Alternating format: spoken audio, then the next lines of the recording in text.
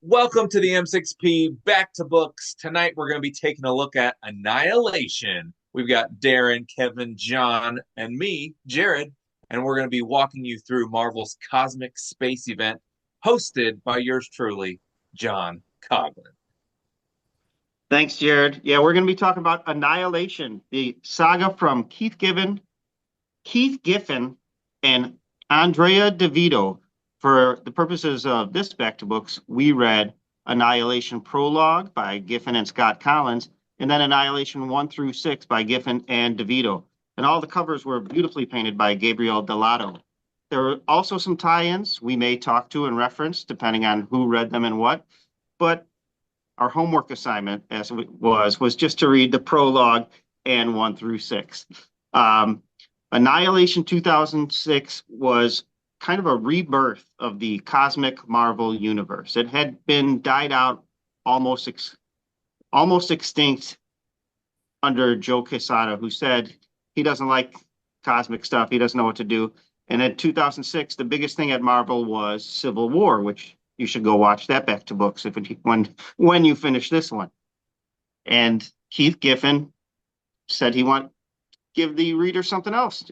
Everything in Marvel is consumed by Civil War, so let's do something way out in outer space. So that's when Annihilus came crashing through with 10 billion bugs and crashed through the crunch, which was the divide between the negative zone and our universe. And he just started destroying planets, starting by wiping out the Nova Corps, leaving Richard Rider as the only Nova. That happened in the prologue, right? And then that was more dived into in the Nova. But for the main series, you brought back some cosmic characters that are really popular today that were not popular at the time, like Star-Lord, redefined Drax, Gamora, lots of stuff going on. This was my first read through, so I'm coming through with fresh eyes. How about you guys? Did you read this before in 2006 when it came out? Or were you consumed by Civil War to afford any more books? Kevin, how about you? So this is probably my fourth or fifth read through of this. Wow. Okay. This really is one of my favorite stories in the Marvel Universe. I'd kind of actually gotten out of comics, and this is what got me back into comics back in the day. Just really hooked me, and I mean, I stuck with this whole storyline. From the Thanos miniseries because I love Thanos and that's really what got me back into it all the way like through the end of like Guardians of the Galaxy and the Thanos imperative and that whole storyline. So I mean like I I think this is just like such an epic, amazing, sprawling story from beginning to end, and not just Annihilation, but just like the entire thing is amazing. So yes, I'm very familiar with it. I love this story. I'm gonna have nothing but praise for it. So Okay, good to hear. And you'll be the guy we go to with any questions that maybe we didn't have answered or would get answered later, and we're not going to read that far ahead. Darrin, how about you? Did you read this before? Was Yeah, this I your first did. time reading it? Yeah, no, this is my second time today. I did the reread today, but no, the first time was back when it came out and stuff. And we talked. You mentioned, it kind of coincides with Civil War, and that other B2B show. I mentioned how like I just gotten out of college. I was kind of like, oh, I got no money and everything. I'm gonna read some comics again, and I was reading Civil War. So that got me really into it. And then I'm like, oh, this was so good. I'm back reading some books. What else do they got? And I kind of stumbled into Annihilation that way. Um, really enjoyed it. I read a lot of the other, spinoffs and, miniseries that were built up around this as well. Not all of them because there's a lot. I mean, this is a pretty vast story, which makes it cool, all the more cool. But yeah, I really enjoy it. The second time, it was much more different rereading it this time around because it's been quite some time. But yeah, I was like, wow, this still it kind of stands the test of the time, just in regards to being something unique when it comes to some of the Marvel comic series, and that's what we try to highlight on these. So the B2B shows. Absolutely.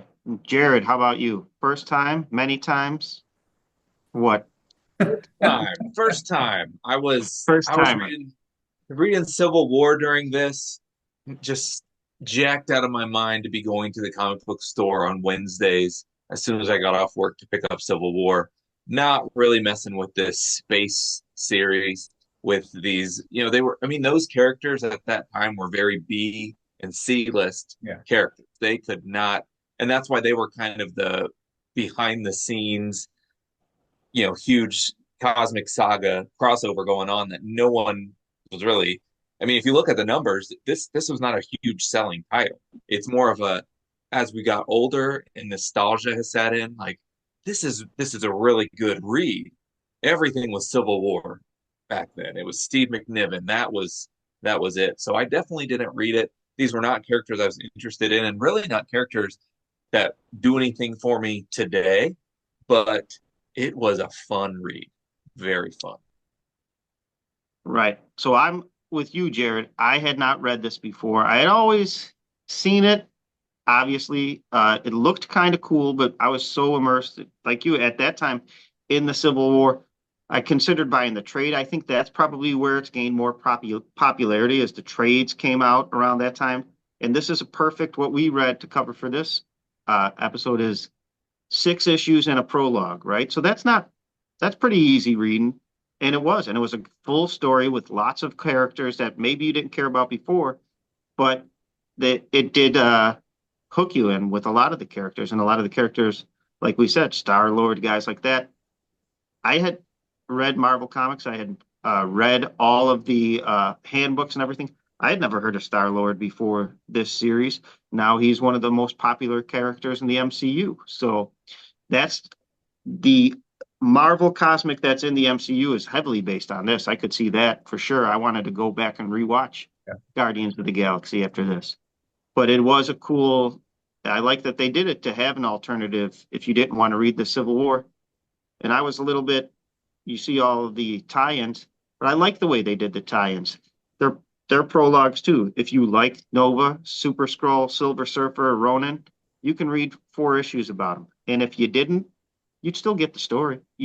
I think that Nova story is pretty important to it. But other than that, the other stuff you can just jump right in and hop along. Did you guys read the other books, any of the prologue stuff?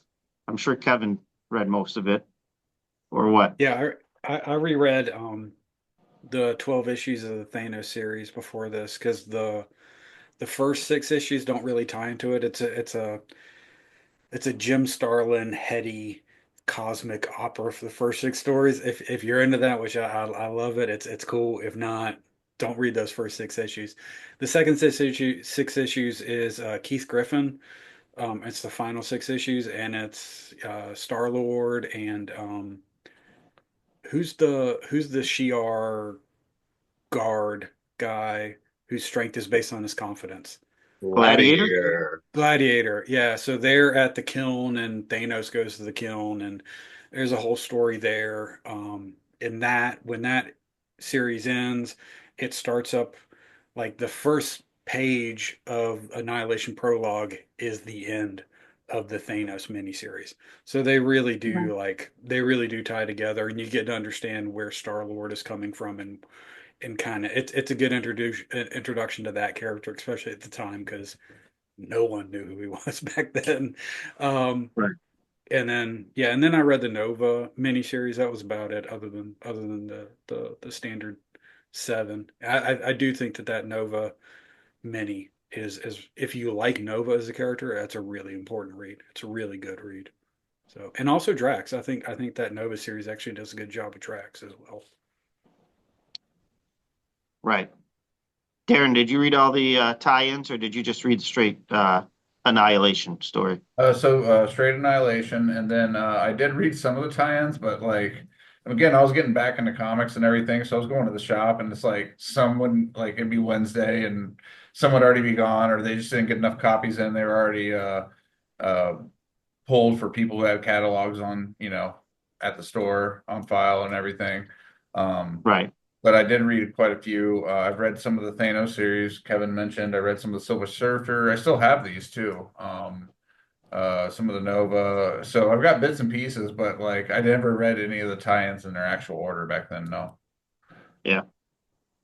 Jared, you just read the Annihilation, right? Or did you read anything else? Yeah, but I did a cursory internet search just to kind of get the beginning and the end of the sandwich to see kind of what was going on and those side things. And I'm really intrigued now. I gotta go read some stuff. I read about a lot of different alliances that I wouldn't have predicted, characters that shouldn't be with this character, but now they're siding with this character, and this is, this is how we got Drax's new body that was established in one of Mhm. these prologues. So I would like to read more, about that kind of thing. And it sounds like, I mean, this. I know we're talking about the main six, but it sounds like a lot of the after stuff was really good too. So I'm going to need to get War. I mean, I've got War of Kings. I just haven't read it. I want to see what's going on with that. The Shi'ar were not really a part of this whole Right. thing, but kind of find out what they were doing, what was going on with them. So I have my reading set forth in front of me to do.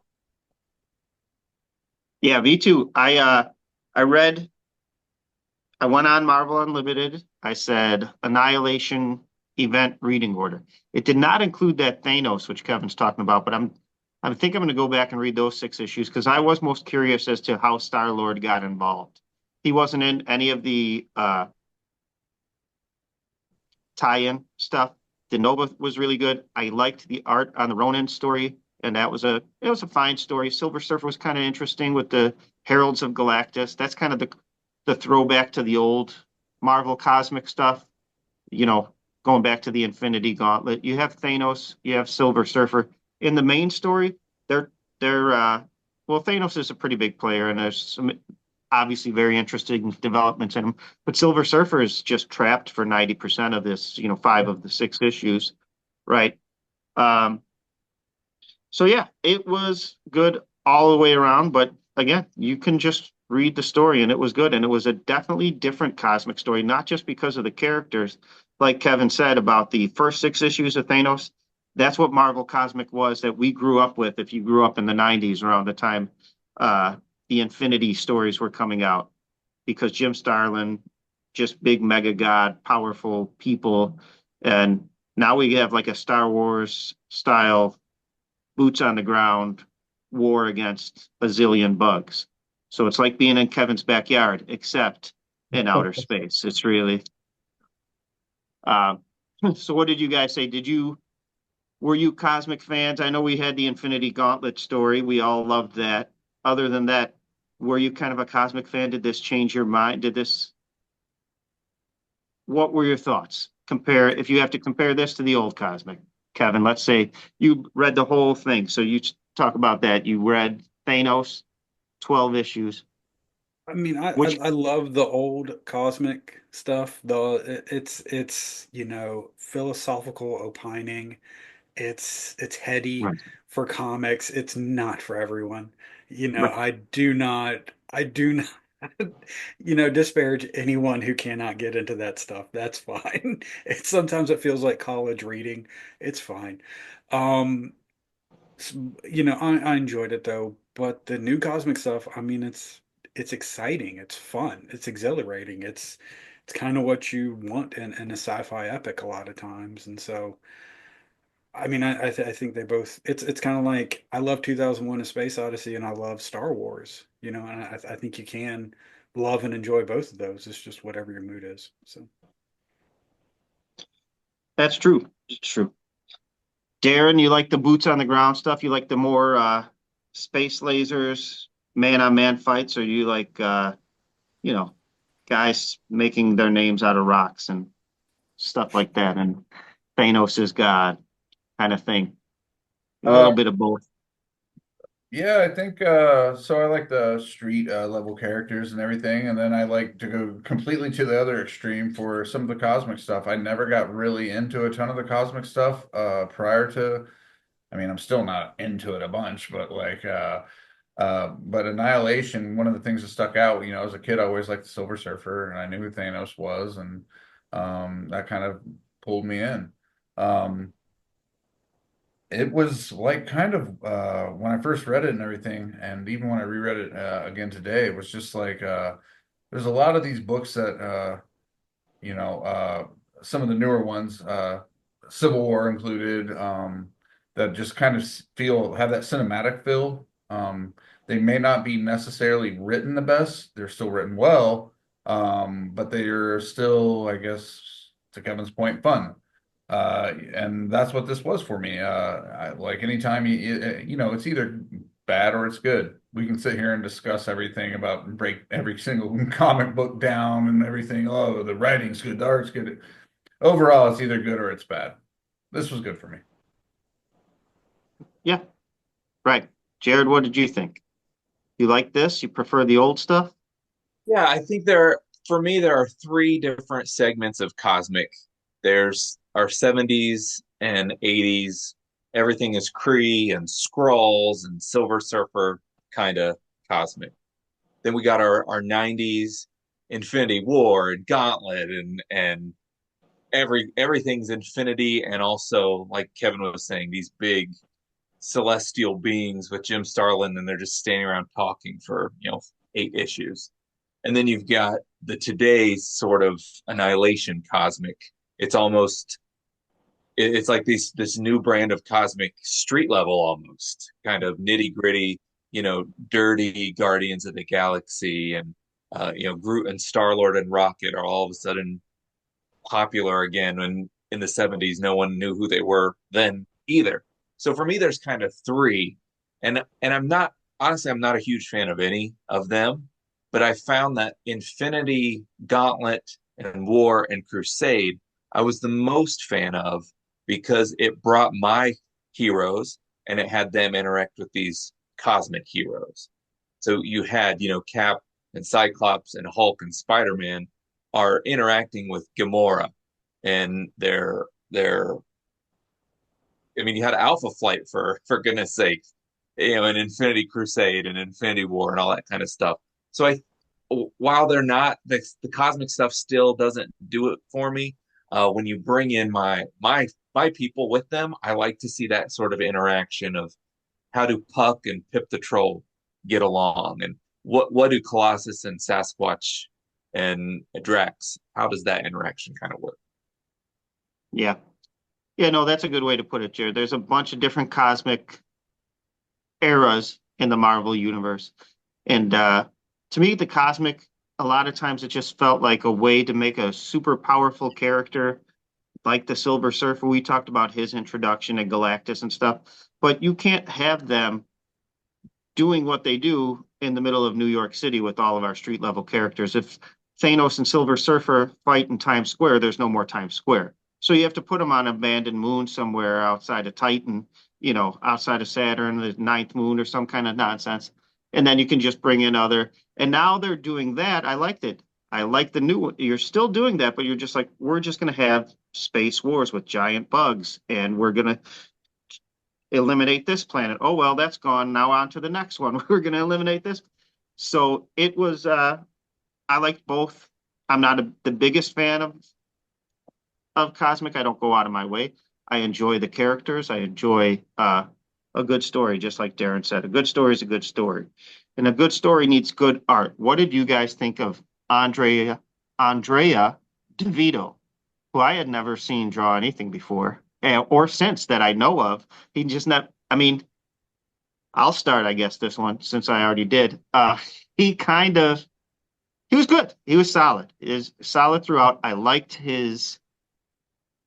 I won't call them splash pages, like they didn't introduce the story, but big moments on these big wars were like the smaller moments where, say, Thanos is ripping off an ear, or at the end, Nova's ripping out Annihilus's insides. There were some, Thanos and Drax ending up. Those big one beautiful page of artwork I really enjoyed, and he told the good story.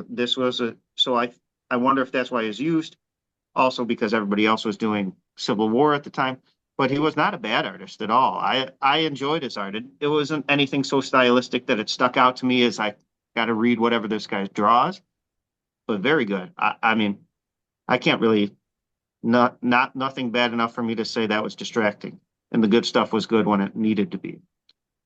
Darren, what did you Yeah, think of the art? the Oh, go ahead, Kevin. that no fear special with Yeah, Galactus. Oh, I love that panel. That's so right. good. But yeah, his artwork is so clean, and it's not. Yeah, I don't know that I could define his style. I don't know that I could see any a drawing of his from any other, or his or her. It's Andrea or Andrea.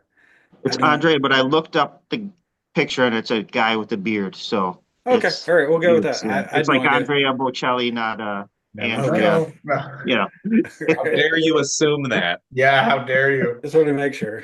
I mean, he was when Uh, that picture was taken. What he identifies as now, I can't tell you guys, but that was So, in 2006 when he drew it. What are we talking about? uh, but yeah, I mean, I don't know that I could pick out any of his artwork in a lineup, Right. but I mean, it's good. It's clean. It conveys a story, and I was never confused with what was going on. So yeah, it's a Yeah, good job. and there was a lot going on. So that's to have a guy do that in this story. That's well done. Darren, what do you think? I appreciate both you guys' responses because I kind of feel the same way. Like, actually, I thought about that because we always discuss like the art and stuff. I was like, what am I going to say? Like, well, I didn't dislike it, but I didn't love it. Like, Right. so it boils down to just very consistent. Like, and I think that's important too. How many books or series have we read where the art's not consistent? Um, I feel like Andrea came in, did his job, was consistent with it. Probably when he was like, "Man, I got to draw Annihilation because I can't be on Civil War." No, I'm joking. But no, he did a good job. I think it's okay. It's nothing like there's nothing in there that really stands out. I mean, he was fortunate enough to get to draw some of those great moments, like you mentioned, like Thanos' death and things like that. I also liked, right before Drax gets Thanos' heart. They show that shot where Thanos is just looking and he sees like death again. Yeah. That was cool. I thought that was great, but I'll just slip that. I just put it there. But yeah, no, I thought he knew how to draw the important moments, and he did his job and was consistent. Right. Jared, But Yeah, it anything to was. add? I agree with Darren and Kevin and John, but I'll go a little step further. Is that because it was so clean and crisp and it wasn't so stylized, his kind of art would be great for like a Marvel handbook Oh, because for it would Yeah. sure. look, Steve McNiven, while he is just chef's kiss, the costumes don't all need seams and zippers and all that kind of stuff. He drew things not so stylized. He just drew proper superhero bulging proportions and capes that went around, and he had a couple splash pages of Galactus, and the art really can make or break. We've talked about this a million times. Can make or break the story for you. Annihilation could have been an amazing story, but if it's drawn by a fourth grader, it's really rough. And even like Or John Romita Jr. Yeah. well, I was trying not to use names, but there were a couple names that came to mind. But even let's say, a great artist that we all love, like Steve McNiven, if he would have drawn this, it would have just felt totally different. It wouldn't have And had the same feel. So I think no. this run of the mill, and I don't mean that derogatory in a derogatory manner, but run of the mill even drawing style was perfect for this kind of event. Yeah, I agree. I agree with that for sure. Yeah, because I think So was it Scott Collins that did the prologue? Yeah. he did. And Yes, his is a little bit more stylized. I for don't sure. know. I like his art. I don't know if I would have loved this entire series as much if he had done it. Um, No. I can tell you that I would I not think have. that could have detracted it. Which I like his stuff because I mean Jared will hate this. I love his stuff on the Flash. I mean he's a good artist, but yeah. Right. Scott Collins is very unique, and I feel like he's almost cartoony, So this was too serious for him to be. But the prologue, it worked. I don't think he was quite into his pure cartoony style. It seems like he draws with the thinnest pen or pencil or whatever is going on because his lines are super thin to me. I don't, it's just, and there's not many of them, and which is fine. He's still good and he's still got his own style. But I preferred Andrea to Scott Collins in the 7 issues that we read.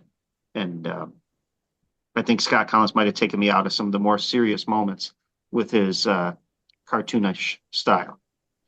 But speaking of serious moments, Kevin, what were some of your favorite moments from Annihilation? Just 2006. I know you read up till 2009, but let's not spoil anything in case we're doing another back to books. You can save some.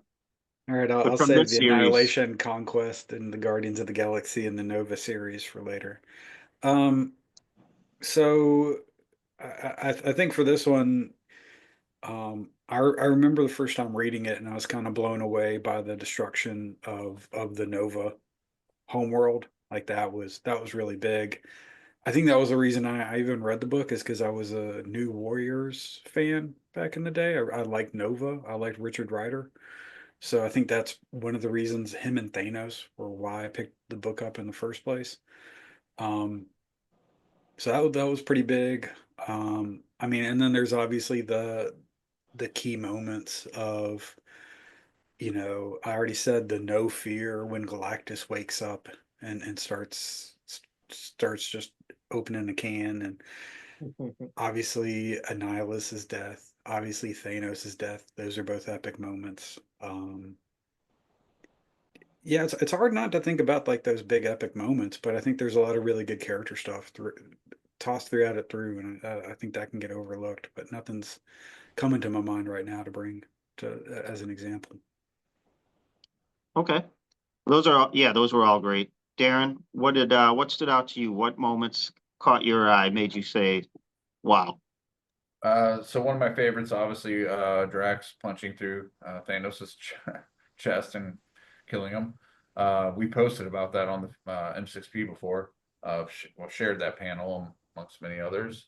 I really kind of enjoyed the seeing Ronan and the Super Scroll just like smashing everyone, just teaming up and stuff. It was so cool to see like these two these two races that hate each other like hanging out and just like I say this word in a few other shows too, begrudgingly doing their duty together just because they're facing a greater threat. I thought that was pretty poetic. See. Oh, and just seeing Galactus, the mighty Galactus, being used as a weapon by this already crazy powerful force coming from the negative zone, destroying everybody, and then you got to deal with them figuring out or deal with them figure out how to stop Galactus as a weapon too. So I guess those were some of my favorite moments. There's a lot of them in this one. That's kind of Yeah, the thing that really, I guess, we've talked about the art, the storytelling, and everything with this, but the moments in this really sold me. So yeah, for sure. How about you, Jared? What really stuck out to you? Yeah, I don't want to go last next time because they keep taking all my answers. All right, So, the next question you will be first dibs. All right, or the we'll go next reverse. show. Yeah, when we do an X-Men show, I want to be first. Uh, Gotcha. dude, the Galactus spreads were just so good. The full page, not even the spread, but the full pagers. Whether, excuse me, whether it was him captured, and laying there, it kind of puts you in an awe that they have captured Galactus. And then a couple pages later, or maybe it's the next issue, he's still captured, but it's a different angle, but it's a full page. Like, they really have Galactus. And then yeah. when Kevin said, he got up, and I go, oh, they don't have Galactus anymore. And then when he does his blast out and sends Silver Surfer out, there's a full page of Galactus. I dang. So Yeah, the Galactus pieces are just way up there for me. And then of course when Nova takes out Annihilus, it's hard to it's really just hard to beat pulling his insides out of his mouth so well. Yeah. agreed. I will adopt all of your arguments. What can I add? Some of the stuff that I liked, besides what you guys mentioned, some of it happened in the Annihilation, some of it happened in the prologue. But in addition to introducing the new Cosmic, I think they felt like they had to kind of killed off a lot of characters in this, and a lot of characters that if you grew up reading the Cosmic stuff in the 80s and 90s, you like in the Nova series, Wendell Vaughn, Quasar. I mean, now let's not even talk about how many of these people are back to life already. But Quasar's killed off in the Nova series. Airwalker was killed off. He was another Airwalker and Morg. There's a couple of Heralds of Galactus that Ravenous and his crew were going after, and they ended up killing. Thanos is the big one. The Super Skrull dies in that's how his miniseries pretty much ends. But then that's why she brings the dead body into the regular Annihilation series, and he's just brought back to life because there was energy around him or something. Yeah, there was not. Nobody really knows not that, a good actually. explanation for that, but that's Morg. And then the Supreme Intelligence. The Supreme Intelligence is probably a great character to use for a modern AI story, because I think they're trying to build him on Earth right now. But that was interesting that he was lobotomized. He was just a supreme dummy. And Ronan, who I really liked in this series, and I'm going to ask you this question next, but Ronan just decided to put him out of his misery. Is there a character, Jarid? I'll ask you this first, that stood out to you in this series, or who was your favorite character in this series? I guess Nova was kind of the lead of the army. Annihilus as a villain, take him or leave him if you liked him or not. You let me know. But reading this story with a bunch of characters that were sea level, who in this story did you like more than you thought you would, or who did you not like that you thought you might? I like how Darrin said earlier about again, Ronan and Super Skrull working together. There's certain interesting stuff like that, characters being put together. What stood out to you character-wise? Which characters did you like or not like? Yeah, I think Super Skrull was a good one because this gave him some depth. He wasn't just the leader running around that had the Fantastic Four powers. This kind of really stretched him out. I think this really stretched out Drax a whole lot, gave him a lot more depth as well. He really literally evolved in this story. I think Ronan was definitely a star of the show. Never a big fan of Ronan, but he did something a little bit more than just judged. He wasn't total Karen the whole time. Like right, he made a lot of blood splatter in this. Yeah, he was stripped of his accuser power, so he just had a title. So he was Ronan with an I. He just changed it, but yeah. So I think he's those stuck will be with his crew too. He's stuck with his crew. Right, Darrin. Any characters you loved or hated in this that surprised you? I already talked about how much I enjoyed Ronan. I obviously enjoyed Galactus. The Silver Surfer is not in the actual main series very much, but you see a lot about what goes on with him and some of the tie-ins. So it's really easy for Thanos to be in something, and I'll just be like, Thanos is in it. But I thought I thought his role in this was pretty interesting. I get kind of annoyed at the end when you find out there's a greater evil behind everything, but I thought the way they did this, and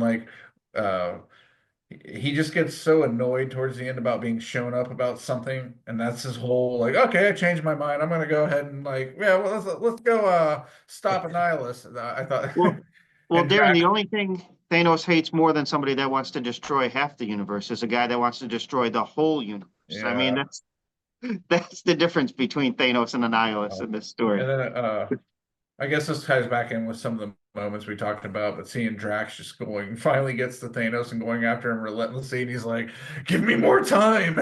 Like he's trying Thanos is the one trying to save the world as Drax is trying to kill him. So it's just perfect. Back and forth. Uno reverse. Now, Kevin, you're the biggest fan of all these characters. Which one in this particular story did you like the most or not like the most? So I'll say the one I dislike the most is I think it's her name is Scree, or it's that little fairy Yeah, you win. on That's right. Thanos' shoulder. What I've does Wasp look never like? My favorite, and and I just and she go was ahead. introduced in the Thanos miniseries, like in the Keith Giffen like 6 issues. She was in the kiln.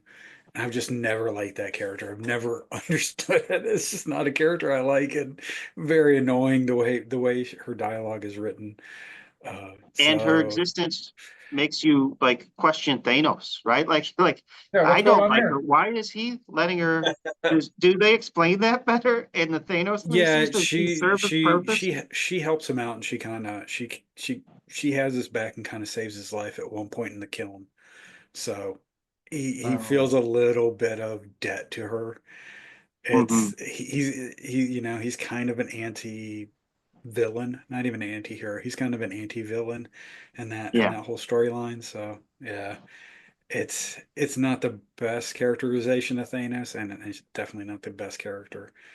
Um, and then yeah, uh I love Nova. So yeah, I think this is a great. I mean, this is a Nova story in its core. You get to see he has the real strong character arc. I mean, other characters. I mean, obviously Ronan, Drax has a great arc. Um, I was disappointed that you hear a lot about Gamora, but you don't really get to see it. That was a little disappointing. Like they kept on talking about how amazing and dangerous she was. Like I would have loved a Gamora miniseries from this, like her little Black Ops missions going in and her assassination attempts. Like that would have been pretty cool. That's kind of like my only little gripe um, with this is the fairy with Thanos and not enough Gamora, like old school Gamora, not modern Gamora, but real Right. Gamora. She is featured in that Ronin miniseries, the prequel series. Uh, that's where she is. They're all end up on some planet that a guy that used to hang out with the Shaper of Worlds was like drawing powerful cosmic entities too. And she's in charge of all the women there for some reason. All like Nebula's working with her. Uh, they show her up close in her thong a lot, so that's if you're looking for that, that's interesting. Um, but no, I mean she's that's really definitely the all she is leader. in the Annihilation series too, though. She's Right. yeah, Yes. Right. she's really just eye candy in her scenes. There's a That's all cool she is. picture of her on the throne of skulls. That's pretty nice in that one too. Like I said, I did like the art, which was a little bit different, more indie comic art. It seems like on that Ronin series. But yeah, I agree with all of you guys. Those are all great characters. But you forgot about Cammy, the best one. I mean, Cammy, Drax is. Did your eyes fall back in your head, Darrin? You okay? And we're going to be reading more about Cammy when we cover Avengers Arena. So that's a little teaser for you folks at yeah. home. Um, What's the All annoying kid Cammy all the from time. what's the annoying kid from Inferno, the Executioners? What was his name again? Which Wiz one? Kid with Takashi Huka. Hey, Uh, that's yeah, yeah, yeah, he was the Takashi, Wiz Kid. Whatever. The kid that could just make anything out of a watch or something, like a Yeah, helicopter. Or whatever. Yeah, that's I got Cammy vibes. but Cammy doesn't even have. She doesn't even have that. She's just. Well, I know. That's what we're working with now these days. I mean, she was good in the Drax series. She was better in the Drax miniseries. They kind of he reminds some Drax of his daughter, and that's why he takes her along. She's kind of got nobody else. But here she was just all snark, no heart. There's no reason to like her really in this series that I saw too much of. And best part is the end of the series, if Thanos is dead, who's on Cammy's shoulder? But Kevin's favorite, Screet. She's so double trouble now. Yeah, it's All like right, we covered characters, we covered art, we covered story, we covered everything. What else do you guys want to say? Anything else that we did not cover that we have questions? Or I have a question, and maybe Kevin can answer it before I ask anybody else what they have to say. In the kiln at the beginning, maybe this was in the Thanos miniseries, he sends Galactus's first herald. It was like the Dark One or the Forgotten fallen One, one. the Fallen One. He sends him to find who he calls the Beyonder, but they are talking about her, the Beyonder. So that's not the Beyonder from Secret Wars or Secret Wars 2, as far as I know, was never thrown in the, it's just Beyonder in the Thanos comic. Yeah, Sounds like an and MCU Beyonder to me. in the count. Well, the Beyonder was the Beyonder just that was how he presented himself in the old 80s comics. Sure.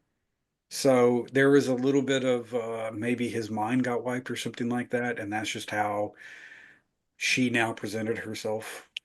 It Right. now presented itself as a female in the kiln. Yeah.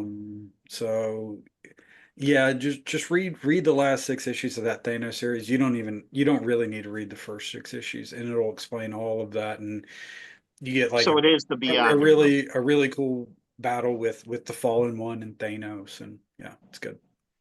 Okay. All right. What else did anybody want to add? Shout it out. Anybody? Anything? All right. Well, I came up with this new grading system. I'm going to ask you guys to grade it. Now, there's no half points.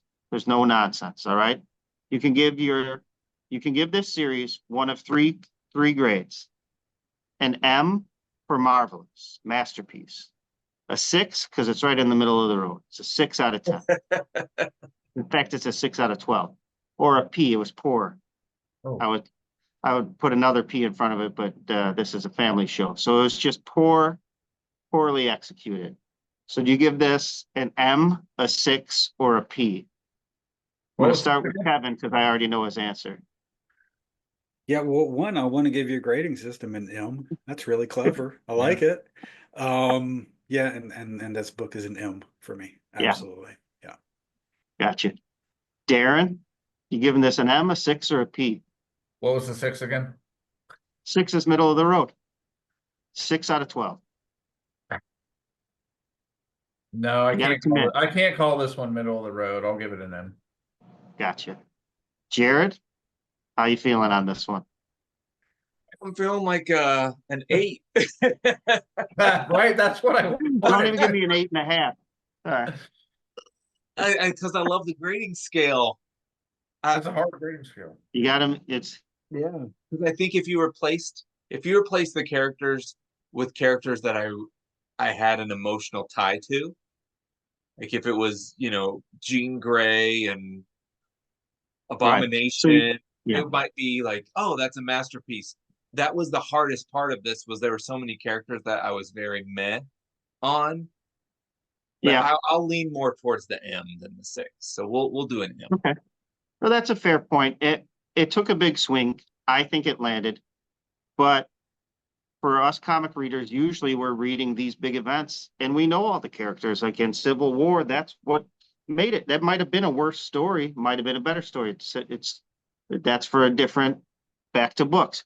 However, you had an investment in most of the characters or found a couple of new ones that maybe you liked or didn't like. Here, almost everybody, you were getting to know as you were trying to follow the events of a billion planets being slaughtered at once and multiple battles in multiple places. And so, yes, it was a lot, but I think the swing landed for the most part, leading me to give it an M as well. So that's going to be 4 M's on this back to books. That's going to be tough to beat, a 4M.